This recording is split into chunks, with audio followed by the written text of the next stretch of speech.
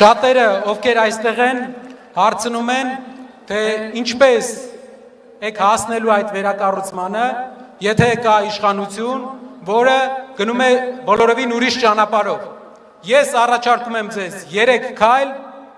մեր ծրագիրը, թե ինչպես հասնենք խաղաղ իշխանության փոփոխության, ինչպես քաղաքացիական պայմանագիր կուսակցությանը երկրորդ անգամ սարքենք ընդդիմություն։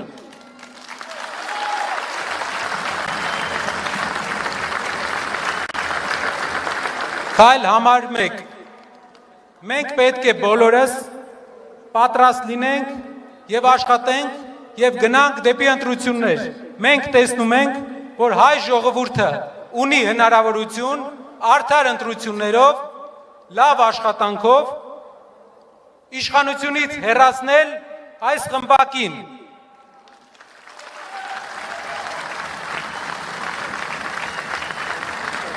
Շատերը կասեն, Նարեկ ջան, ինչպես ենք մենք իշխանությունից հեռացնելու նրան, եթե նա ունի պետական ռեսուրսներ, նա ճնշումներ է գործադրելու, նա մարդկանց տիպողաբար տանելու է ընտրելու, ես կարող եմ ասել այդ ժամանակ, հաղթանակը պետք է լինի այնպես, որ իրենց տիպողաբար ընտրած 10,000, 20,000 այդ մարդկանց ձայները վերջնական արդյունքի վրա տարբերություն չտան, այսինքն քաղաքացիական պայմանագիր կուսակցության պարտությունը լինի անվերապահելի։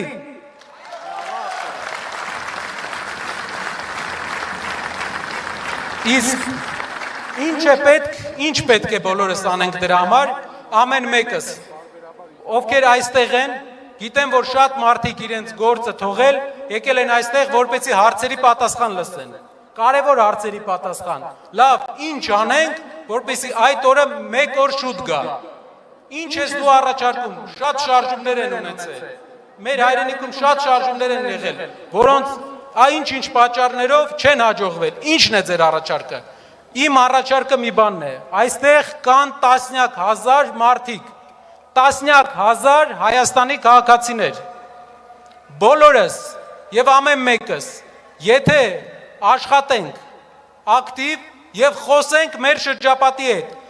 բոլորի հետ պետք է մեր շրջապատում խոսել,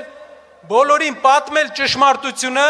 համբերատար հարևանների, բարեկամների, բոլորի հետ խնդրում եմ, սա է ճիշտ ճանապարհը, խոսեք, պատմեք, բացեք այդ մարդկանց աչքերը, որովհետև այն ինչ մենք գիտենք, հնարավոր է այդ մարդիկ չգիտեն, եթե ամեն մեկը այստեղի գտնվող տասնյակ հազար մարդկանցից 3 հոգու կարողանա այնպես անի, որ նրանց աչքերը բացվեն, որ նրանք ճիշտ քաղաքացիական դիրքորոշում ունենան, ես վստահեցնում եմ, մի քանի ամիս հետո մեր հասարակությունում իրավիճակը կատարյալ փոփոխված է լինելու եւ այս իշխանությունը շանս չունի մնալու։